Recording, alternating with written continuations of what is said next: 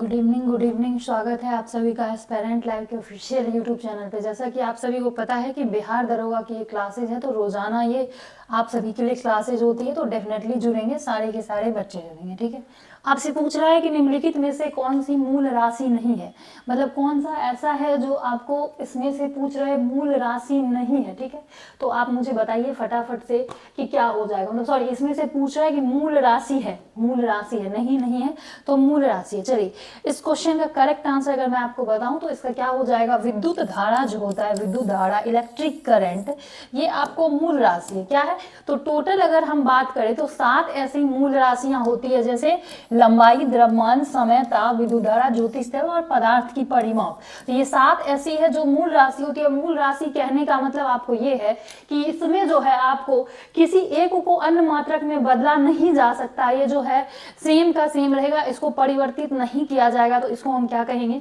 तो आपको हम मूल राशि कहेंगे। ठीक है, आवृत्ति को मापा जाता है, आवृत्ति जो होगी इसको हम कैसे मापेंगे, दूसरे नंबर क्वेश्चन का करेक्ट आंसर देंगे फटाफट से। तो याद रखिएगा, आवृत्ति को हम हर्ट्ज से मापते हैं। किससे, तो हम हर्ट्ज से मापेंगे। ठीक है, यहाँ पर देखिए कि आवृत्ति का ऐसा मात्रक क्या होता है, हर्ट्ज होता है, और एक सामान्य मनुष्य 20 से 2000 हर्ट्ज आवृत्ति की ध्वनि को सुन सकता है। अब 20 हर्ट्ज क्या हो जाएगा, 20 हर्ट्ज ऐसा हो जाएगा जो नॉर्मल में हम लोग बात करते हैं। अगर आपसे पूछाएगा कि फुसफुसाकर जो बात करते हैं, फुसफुसाकर, तो ये आपको क्या हो जाएगा, तो ये आपको 10 हर्ट्ज तक हो जाएगा, 10 हर्ट्ज, 5 से 10 हर्ट्ज तक। तो आप लोग इसको याद रखिएगा, एग्जामिनेशन में ऐसे क्वेश्चंस आपके बन जाते हैं। ठीक, खगोलीय दूरीय प्रकाश में मापे जाने वाले कारण निम्नलिखित में से कौन से है, तो खगोल दूरी को मापे जाने प्रकाश वर्ष में कौन से कारण है निम्नलिखित में से, तो तारकीय पिंडों के बीच की दूरी को परिवर्तित नहीं होने देती, तारकीय पिंडों का गुरुत्व परिवर्तित नहीं होने देती,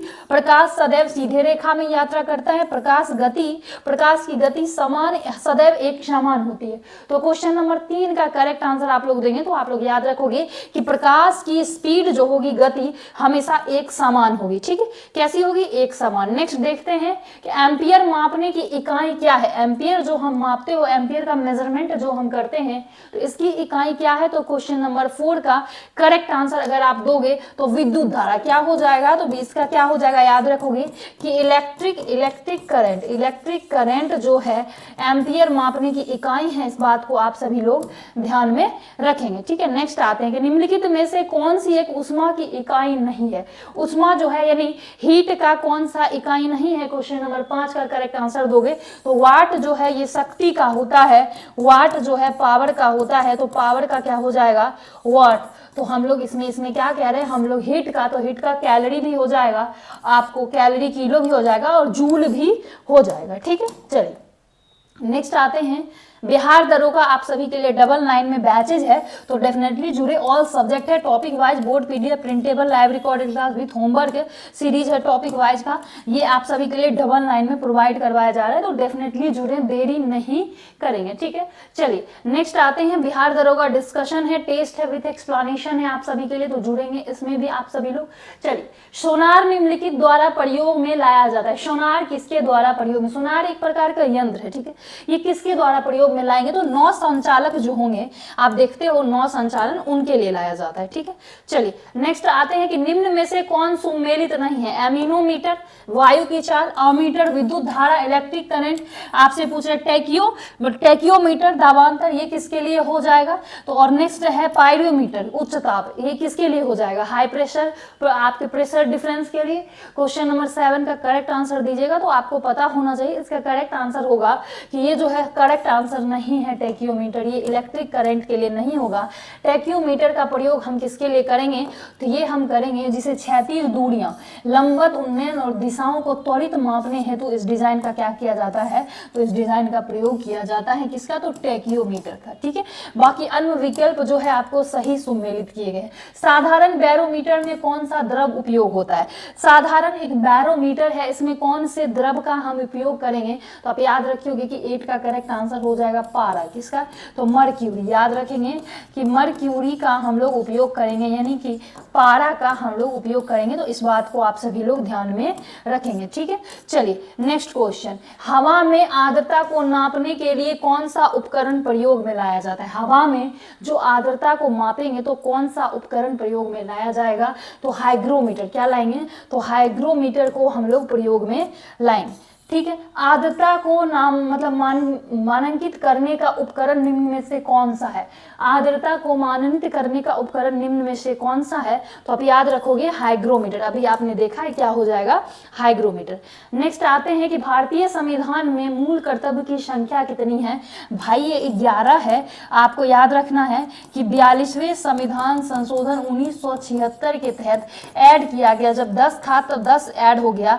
फिर आपको 2002 में 86वें संविधान संशोधन के तहत राइट टू एजुकेशन ऐड किया गया।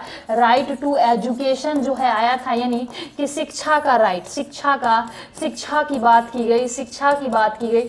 तो इसको आपको ऐड किया गया कि शिक्षा देना, शिक्षे के लिए, तो राइट टू शिक्षा, ठीक है, मतलब अधिकार की बात की गई। तो ये आपको 86वें संविधान से। मूलभूत अधिकार भारतीय संविधान के किसमें है? तो फंडामेंटल राइट आप जानते हो कि भाग 3 में है। आर्टिकल कहां से कहां? तो आर्टिकल 12 से लेकर 35 तक में इसका वर्णन किया गया है। इसको यूएसए से लिया गया है, ठीक है। इसमें कुछ एक क्वेश्चन बनेंगे, जैसे कि आपसे पूछा जाएगा कि निम्नलिखित, बाद में मैं नेक्स्ट डे उसको रखूंगी, ठीक है। निम्नलिखित में से कौन सा मूलभूत अधिकार संविधान द्वारा प्रदत्त है? समानता का, स्वतंत्रता का, संपत्ति का और संवैधानिक उपचार। चलिए क्वेश्चन नंबर 13 का करेक्ट आंसर दीजिए कि संविधान द्वारा प्रदत्त की अगर हम लोग बात करें तो आप याद रखोगे कि संपत्ति का अधिकार हट गया था। यही मैं आपसे पूछने वाली थी। ये अधिकार हटाकर इसको 300 के क में कर दिया गया है। अब ये लीगल राइट है। क्या है? तो ये अब लीगल राइट है। तो इस बात को आप लोग ध्यान में रखोगे। इसको एक कानूनी अधिकार में कन्वर्ट कर दिया गया है, ठीक। चलिए तो अब नेक्स्ट आते हैं कि राष्ट्रपति भारत के संविधान के किस अनुच्छेद में वर्णित है? तो आर्टिकल 52 में कहा गया है कि भारत में आर्टिकल 52 में कहा गया है कि भारत में एक राष्ट्रपति होंगे। कहाँ बात किया गया है? तो भाग 5 में इसकी बात की गई। तीनों सेना के सर्वोच्च और हेड के तौर पर ये होते हैं। भारत में संसदीय प्रणाली किस देश से ली गई है? मतलब कि आपसे पूछ रहा है कि पार्लियामेंट्री सिस्टम को कहाँ से अडॉप्ट किया गया है। क्वेश्चन नंबर 15 का करेक्ट आंसर, तो ब्रिटेन से इसको लिया गया है और ब्रिटेन से आपको नागरिकता भी लिया गया। संविधान में न्यायिक समीक्षा किस आर्टिकल में किया गया? तो ये ऑल ऑफ एबव हो जाएगा, जिसको हम कहते हैं जुडिशियल रिव्यू। आपको पता होगा जुडिशियल रिव्यू ये इसको हम लोग क्या कहते हैं? तो न्यायिक समीक्षा। क्या कहेंगे? तो इसको हम कहेंगे न्यायिक समीक्षा। और इसको कहाँ पर लिया गया है? तो इसको लिया गया है, आप याद रखोगे कि आर्टिकल आपके कहाँ? तो आर्टिकल आप याद रखोगे 13 में, आर्टिकल 32 में और आपको आर्टिकल जो है 226 में, ये 3 में आपको दिया गया है। ये आप जो है 13 है यहाँ पर याद रखेंगे 13, ठीक है। चलिए नेक्स्ट आते हैं नेक्स्ट क्वेश्चन कि भारत में संघीय संरचना में कितनी सूचियां दी गई हैं? भाई 3 सूची दी गई है। राज्य सूची, संघ सूची जो केंद्र की आती है, संघ सूची याद रखोगे, संघ सूची। और तीसरा हमारा है समवर्ती सूची। तो ये 3 ऐसे हैं जो आपको सूची में दिया गया है, सूचियों के रूप में प्रोवाइड करवाया गया है, ठीक है। चलिए नेक्स्ट आते हैं 18, निम्नलिखित में से कौन सा संवैधानिक संस्था नहीं है?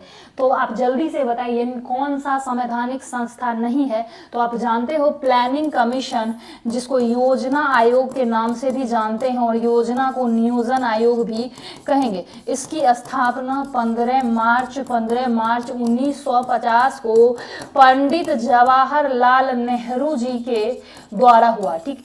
इसको अभी जो है हटा दिया गया और इसको जो है 1 जनवरी 2015 को इसके जगह पर कौन सा आयोग आया, नीति आयोग, नीति आयोग, और इसके हेड कौन बने, तो प्रधानमंत्री नरेंद्र मोदी। तो ये योजना आयोग के भी हेड थे उस टाइम के प्राइम मिनिस्टर, और अभी के भी कौन हो जाएंगे, तो प्रधानमंत्री नरेंद्र मोदी। निम्नलिखित में से प्रस्तावना में कौन सा शब्द दिया गया है, मुझे बताइए कि प्रस्तावना में कौन सा शब्द समाजवादी किस संविधान, तो 42वें संविधान संशोधन 1976 के तहत क्या आया, तो याद रखिएगा समाजवादी, समाजवादी धर्मनिरपेक्ष, क्या आया, धर्म निरपेक्ष, और एक आपको क्या आया, तो अखंडता, अखंडता। ये 3 ऐसे शब्द हैं जो आपके प्रस्तावना में आए। क्या कहाँ आए, तो प्रस्तावना में ये 3 ऐसे शब्द आए। तो इस बात को आप सभी लोग ध्यान में रखिएगा। इसको मिनी कॉन्स्टिट्यूशन भी हम कहेंगे। भारत में राष्ट्रपति का चुनाव किस प्रणाली द्वारा होता है भाई, अनुपातिक प्रतिनिधि द्वारा, एकल संक्रमणीय हस्तांतरित वोट द्वारा होगा। बीएसएससी कार्यालय परिचारी 299 में आप सभी के लिए बैचेज है, ऑल सब्जेक्ट है, topic wise board PDF. Bihar दरोगा 99 में है, बिहार दरोगा विथ एक्सप्लेनेशन डिस्कशन, और बीएसएससी एग्जाम में आपको 20,000 सवाल 99 में मिलेंगे, याद रखें। सेम आपको बिहार दरोगा में 99 में, और सेम आप याद रखो जीके जीएस में 99 में, ठीक। इस बात को ध्यान में रखेंगे कि 2025 में बिहार में आयोजित पुरुष हॉकी एशिया कप का विजेता कौन रहा, तो भारत रहा। 2025 में जो पुरुष हॉकी एशिया कप आयोजित हुआ था, इसके भारत विजेता रहे, और जो आप दक्षिण कोरिया देख रहे हो ये आपके उप विजेता रहे। क्या रहे, तो ये आपके उप विजेता रहे। तो इस बात को ध्यान रखिएगा। 4-1 से इनको हराया गया था, ठीक है, 4-1 से इनको क्या किया गया, तो हराया गया। यहाँ तक समझ में आया, मुझे फटाफट से कमेंट बॉक्स में बताइए कि आप लोगों को समझ में आ रहा है। 2025 में बिहार में स्थापित होने वाला परमाणु बिजली संयंत्र किस जिले में, तो नवादा में स्थापित है। कहां पर, तो नवादा में स्थापित है। 2000 गीगावाट, ये मेगावाट क्या दे रहा है, तो इसकी क्षमता याद रखिएगा, 2000 मेगावाट इसकी क्षमता है। क्या है, तो 2000 मेगावाट इसकी क्षमता है, इसकी क्षमता है। इस बात का आप लोग ध्यान में रखेंगे, ठीक है। चलिए नेक्स्ट आते हैं, मुख्यमंत्री प्रतिज्ञा योजना किस वर्ष के बच्चों के लिए है, ये यहाँ पर 25 रखिएगा याद, ठीक है। तो 18 से 25 वर्ष के बच्चों के लिए है, इंटर्नशिप प्लान है। बेसिकली जो लोग इंटर्नशिप कर रहे हैं उसको जॉब में दिक्कत नहीं होगा। ये इसलिए है कि बहुत बच्चे गवर्नमेंट जॉब की तैयारी करते हैं, उनका जॉब नहीं हो पाता, तो उस वक्त के लिए। 2025 में बिहार दिवस की क्या थीम थी, बिहार दिवस की थीम 2025 में क्या, मतलब बिहार में क्या थीम रही बिहार दिवस की, तो उन्नत बिहार विकसित बिहार। क्या रहेगा, उन्नत बिहार विकसित बिहार। बिहार में गिनी के लिए, बिहार से गिनी के लिए निर्यात होने वाली पहली लोकोमोटिव किस कारखाने में बनी है, कहां बनेगी पहली लोकोमोटिव। 25 का करेक्ट आंसर दीजिए। बिहार से गिनी के लिए जो लोकोमोटिव बन रहा है किस राज्य में बनेगा, क्वेश्चन नंबर 25 का करेक्ट आंसर तो आप लोग याद रखोगे कि डीजल लोकोमोटिव कारखाना महरौर में, कहा, महरौरा में। 2025 में बिहार में आयोजित सेपाक ताकराव विश्व कप में भारत ने किस देश को हराकर स्वर्ण पदक जीता, तो आप याद रखोगे जापान को इसने हरा दिया और इसने स्वर्ण पदक जीत लिया। बिहार सेपाक टकराव विश्व 2025 में भारत की टीम के सदस्य बॉबी कुमार किस खेल से संबंधित थे, ये बॉबी कुमार बेसिकली किस खेल से संबंधित रहे, तो याद रखिएगा कि सेपाक गेम है तो सेपाक से ही रहेंगे ना, ठीक। चलिए 2025 में राजगीर में आयोजित पुरुष हॉकी कप का मैस्कट किसका था, आपको पता है ये चांद का बना हुआ था, मतलब चांद शेप का बना हुआ था, तो चांद याद रखोगे, ठीक है, चंद नहीं चांद। नेक्स्ट आते हैं आपको कि 2025 में गिनी के लिए निर्यात होने वाली लोकोमोटिव की कुल संख्या और मूल्य कितना था, तो 150 लोकोमोटिव थे और 3000 करोड़ इसका मूल्य था। तो इसका करेक्ट आंसर हम क्या देखेंगे, तो इसका करेक्ट आंसर बी हो जाएगा, ठीक। तो क्वेश्चन नंबर 13 का करेक्ट आंसर आपका क्या हो गया, तो बी हो गया। चलिए नेक्स्ट चलते हैं, नेक्स्ट क्वेश्चन की तरफ। हम देखेंगे कि मानव कोशिका में जीन कहाँ पाए जाएंगे। मानव कोशिका में जो जीन आप देखते हो कहाँ पाया जाता है, तो बेसिकली नाभिक में पाया जाता है। कहाँ पर, तो नाभिक में पाया जाएगा। कोशिका की ऊर्जा इकाई क्या है, कोशिका में जो एनर्जी आप देखते हो, एनर्जी यूनिट ऑफ सेल क्या है, क्या माइट्रोकॉन्ड्रिया है, एग्जैक्टली माइट्रोकॉन्ड्रिया हो जाएगा। राइबोसोम प्रोटीन के लिए, लाइसोसोम आप आत्महत्या की थैली को बोलते हैं, ठीक है। निम्नलिखित में से कौन सा पदार्थ ठीक है, निम्नलिखित में से कौन सा पदार्थ कोशिका झिल्ली से नहीं गुजर सकता? ऐसा कौन सा पदार्थ है जो बेसिकली कोशिका झिल्ली से नहीं गुजर सकता? तो 33 का करेक्ट आंसर हो जाएगा प्रोटीन हो जाएगा। क्या हो जाएगा? प्रोटीन। नेक्स्ट, मानव शरीर में सबसे बड़ी कोशिका कौन सी होती है? मानव शरीर में अगर मैं बताऊं तो सबसे बड़ी कोशिका कौन सी होती है? चलिए फटाफट से क्वेश्चन नंबर 34 का करेक्ट आंसर देंगे कि मानव शरीर में, तो आपने ओवरी का नाम सुना होगा, सॉरी अंडाणु का नाम सुना होगा, तो यही डीएनए का पूर्ण रूप क्या है? Deoxy ribonuclease acid, deoxy ribonuclease acid. ये देख लीजिए करेक्ट आंसर हमारा ये हो जाएगा। आरएनए का फुल फॉर्म जो राइबोन्यूक्लियस एसिड। मानव शरीर में कितनी प्रकार की रक्त कोशिका हैं भाई? 3 हो जाएंगी। आपको रेड ब्लड सेल याद रखिएगा, red blood cell, red blood cell, red blood cell. आप व्हाइट ब्लड सेल याद रखेंगे, white blood cell, white blood cell. तीसरा आप याद रखोगे प्लेटलेट्स, ठीक है, प्लेटलेट्स, ठीक है। तो ये आप याद रखोगे। इसका क्या काम है? रोग प्रतिरोधक क्षमता से लड़ता है, रोग प्रतिरोधक क्षमता, इसको आप ल्यूकोसाइट भी कहते हैं। इसका काम है O2, मतलब पूरे बॉडी में ब्लड के द्वारा ऑक्सीजन पहुंचता है। ये आप देखते हो डेंगू वगैरह के टाइम प्लेटलेट्स मेंटेन करना बहुत ही इंपॉर्टेंट होता है, ठीक। चलिए नेक्स्ट आते हैं। नेक्स्ट इसका करेक्ट आंसर क्या था? तो 3। चलिए नेक्स्ट, कि पाचन एंजाइम किस ग्रंथि द्वारा स्रावित होती है? पाचन एंजाइम किस ग्रंथि द्वारा स्रावित होती है? 37 का करेक्ट आंसर कमेंट बॉक्स में देंगे तो याद रखोगे कि पैनक्रियाज द्वारा स्रावित होगी। किनके द्वारा? तो पैनक्रियाज द्वारा। चलिए, मानव शरीर में सबसे छोटी हड्डी कौन सी है? स्टेपिस है, कान की हड्डी होती है स्टेपिस, और सबसे बड़ी हड्डी हमारी फीमर है, और ये कहाँ की होगी? तो जांघ की हड्डी होगी, जांघ, ठीक है। इस बात को ध्यान में रखेंगे। चलिए, अब हीमोग्लोबिन में कौन सा धातु तत्व पाया जाता है? हीमोग्लोबिन में आयरन ही पाया जाएगा ना। क्या पाया जाएगा हीमोग्लोबिन में? मुझे बताइए। आपको बेसिकली याद रखना है कि आयरन ही पाया जाता है हीमोग्लोबिन में, ठीक। चलिए नेक्स्ट, मानव शरीर में सबसे बड़ा अंग कौन सा है? हमारे शरीर में सबसे बड़ा अंग कौन सा है? 14 का करेक्ट आंसर कमेंट बॉक्स में देंगे। स्किन ही ना, पूरे बॉडी पे देखोगे सब जगह स्किन ही चढ़ा रहता है, ठीक।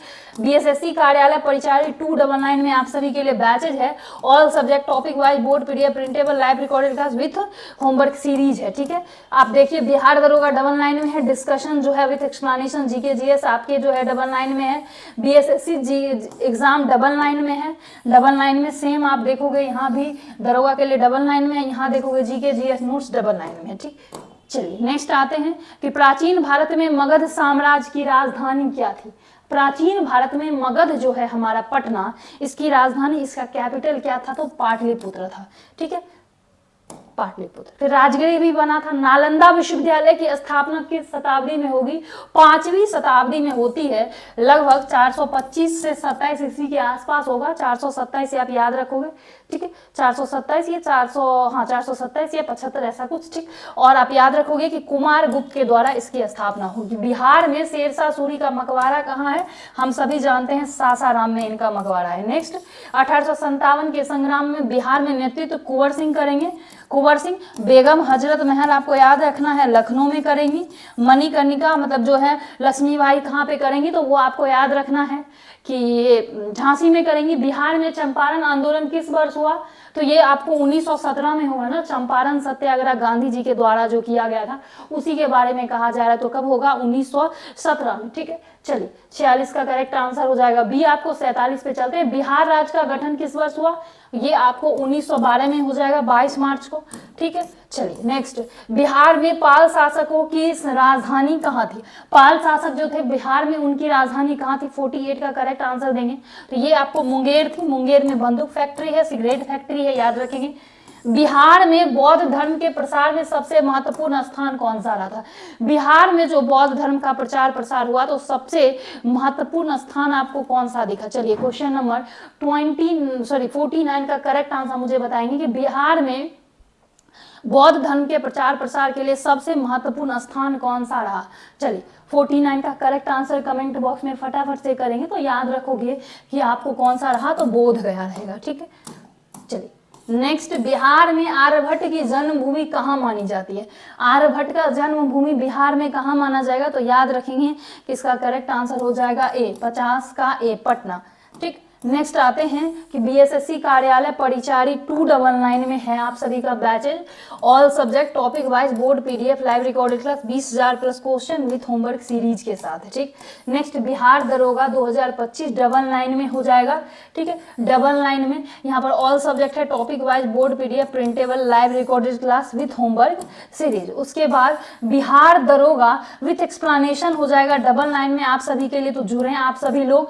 नेक्स्ट देखते हैं बिहार बीएसएससी एग्जाम 99 में हो जाएगा, बिहार दरोगा आपके 99 में हो जाएगा और जीके जीएस नोट्स 99 में हो जाएगा। जिस सभी में आपके 20-20 हजार क्वेश्चन प्रोवाइड करवाए जा रहे हैं, तो सारे बच्चे जुड़ेंगे बिना देरी किए हुए। कुछ भी दिक्कत हो तो जुड़े और मुझे एकदम से बताएं कि कहाँ पे दिक्कत हो रहा है। बिहार दरोगा एग्जामिनेशन के लिए ये क्लासेज है, तो ज़्यादा से ज़्यादा बच्चे देखेंगे। ठीक है, चलिए धन्यवाद।